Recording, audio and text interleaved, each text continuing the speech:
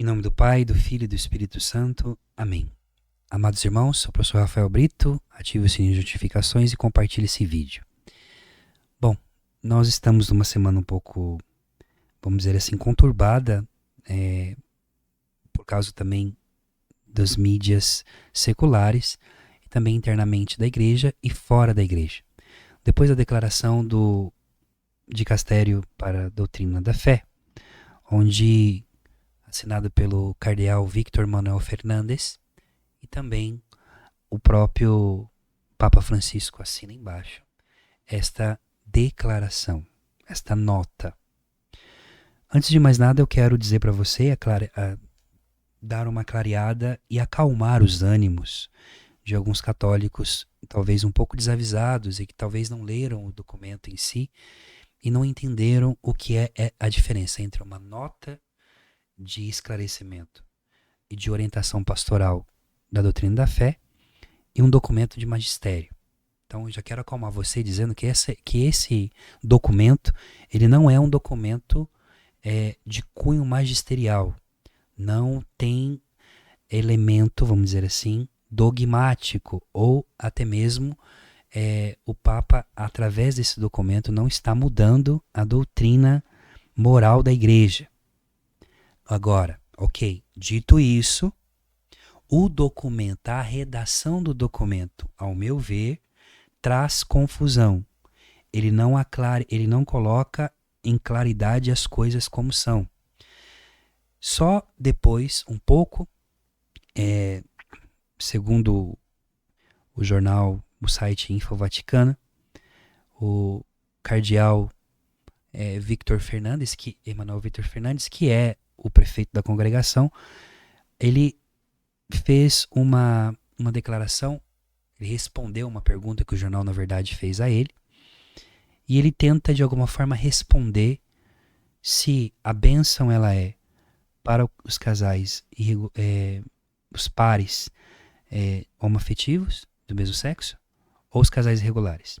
Então vamos lá por partes. Primeira coisa, o documento ele vai tratando, ele começa falando sobre o sentido da bênção, a bênção litúrgica, reservada à realidade litúrgica sacramental, que não tem nada a ver com o matrimônio, que tem que se distinguir explicitamente sobre o matrimônio. Fala-se também para que essa bênção não seja feita com vestes sacerdotais, que as pessoas que vão fazer isso não estejam vestidos a caráter como um casamento, que não deve ser num ambiente eclesial, enfim.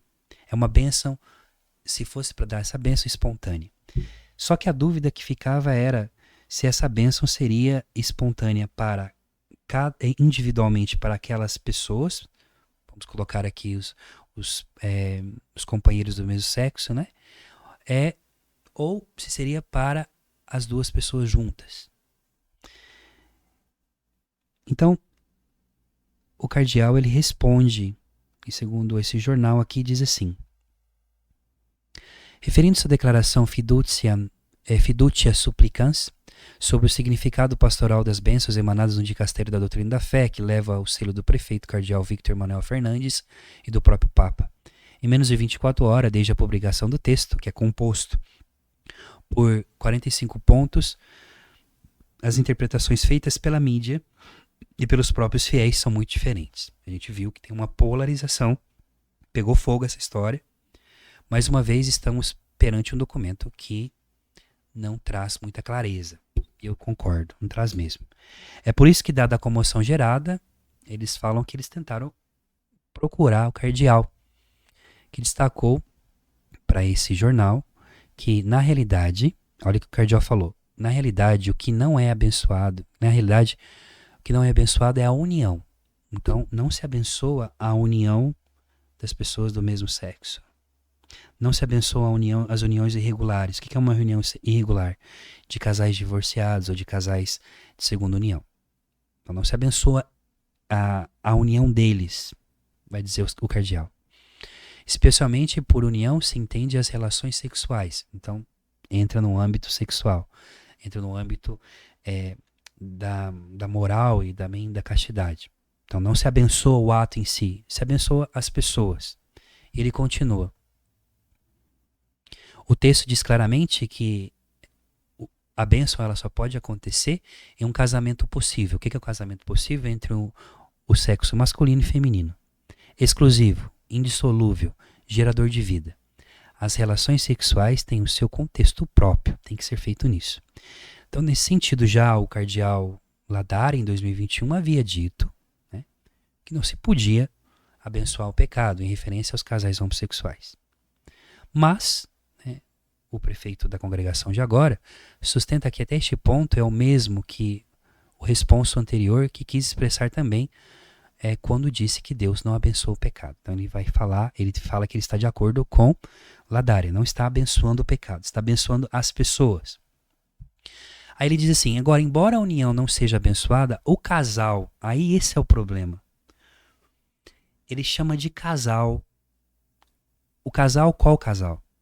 Né? O casal é abençoado, inclusive na oração. Então, beleza. O casal de segunda união. E aqui eu acho que é uma falha no documento que deveria ter separado. Porque colocou no mesmo balaio casal de segunda união e companheiros afetivos. Ou pares afetivos. Pares homoafetivos, né? Porque casal, a própria palavra casar, casal, vem de casa, né? Mas o contexto em si significa justamente a realidade do homem e da mulher que se unem em casamento, se unem, Jesus vai dizer isso, que o homem que se une em casamento com sua mulher, né?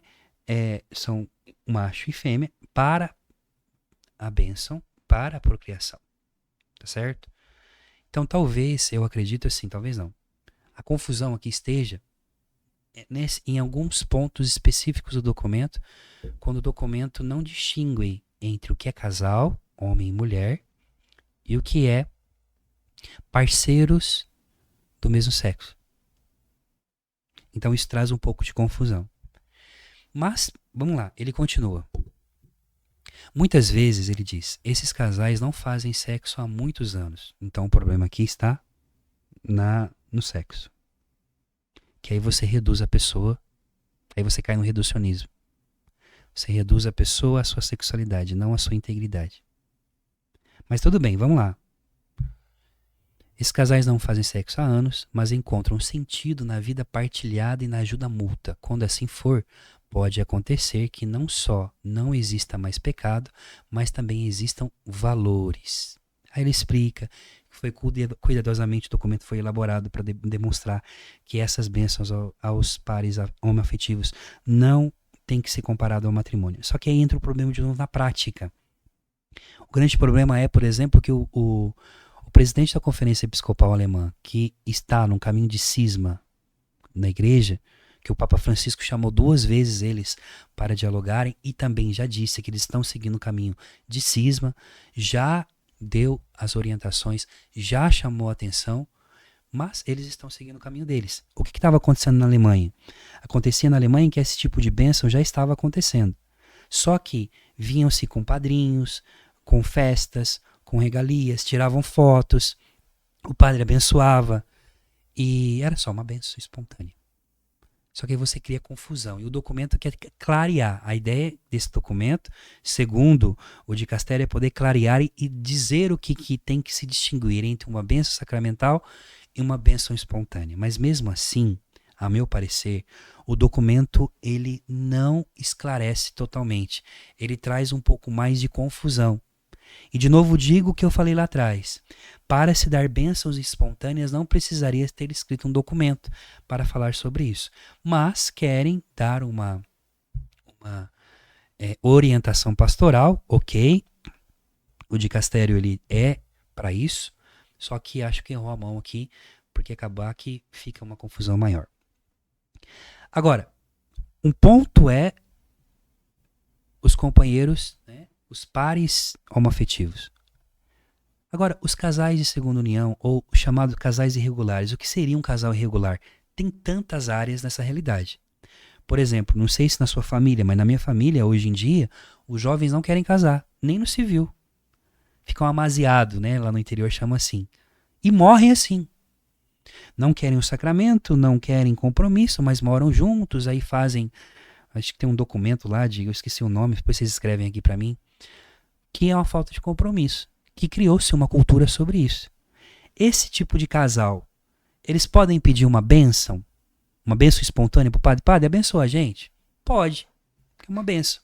Não está pedindo uma bênção para a realidade de pecado deles, mas enquanto união familiar, porque já tem filhos, enfim. E aí o documento fala que essa bênção é um estímulo da graça, um impulsionamento da graça, para que a pessoa também possa receber o sentimento, o desejo de se converter à fé. Isso é possível. E nós vamos tratar isso, eu vou tratar isso com o Padre Zé Eduardo na live que eu vou fazer com ele na sexta-feira aqui. Agora,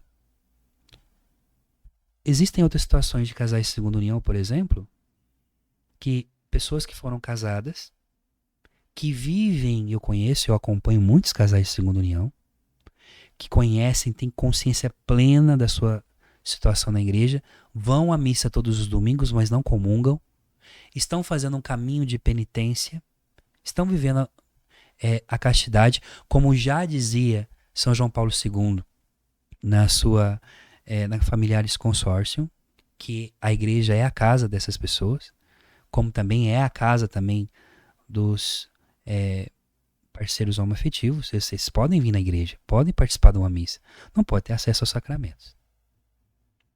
A acolhida já existe. O grande problema é que eu estou vendo um desespero generalizado, seja dentro da igreja, seja também de alguns. Calma, gente, calma. Calma o teu coração. Aquilo que nós estamos passando já foi profetizado. Confusão, situação difícil, ambiguidades, tudo isso. Mas o dono dessa barca, quem conduz a barca da igreja é o Espírito Santo em meio à tempestade. Fica tranquilo. Certo? Mas uma análise final que faço a respeito, que eu acho que muitos padres, na sua casuística, vão ter problemas sérios em relação a isso, de como poder falar para os casais irregulares dessa bênção, em que modo que vai ser essa bênção. No Brasil, nós temos um problema sério, na América Latina também, de uma ideologia modernista, podemos dizer assim, e o meu medo é que comecem a virar uma regra. Que a partir que você escreve um documento, eles vão se basear no documento da doutrina da fé, olha, falou que pode, tem uma abertura que pode. Eu entendo que também a igreja, enquanto mãe, ela não abandona os seus filhos, mesmo aqueles que estão em situação de pecado, porque são filhos da igreja. E a igreja vai até um ponto que pode. E entendo o espírito do documento, o que o documento quer dizer, mas a redação dele, a interpretação que virá dele, que vai ser um problema. Vamos orar pela igreja, vamos continuar juntos, porque esse é o nosso caminho, de não se esquecer de que nós somos filhos da igreja e que essa é a nossa casa, estamos seguros nela. Reze muito pelo seu bispo, reze muito pelo Papa, pelo Santo Padre o Papa. De novo eu vou fazer isso, para que você entenda por que eu chamo ele de Santo Padre, porque é um pronome de tratamento. Então, ore pelo sucessor de Pedro, ore pelos bispos. Parem com essa conversa de que o Papa Francisco não é o Papa da igreja, que ele não é o nosso Papa, que a igreja está sem Papa, que morreu. Vocês são sede-vacantistas. Sede-vacantistas não estão em comunhão com a igreja. Vá se confessar, vá se converter, tá certo? Mas entendo você, a sua preocupação, entendo também a sua preocupação profunda. Mas lembre-se, nós não vamos entrar com essa megalomania achando que a gente vai salvar a igreja nesse desespero todo. Faça como o santo, se ajoelhe, reze, ore, interceda e peça, porque é assim que a vida acontece. Deixe seu like, compartilhe, se inscreva no canal e ative o sininho de notificações. Deus te abençoe.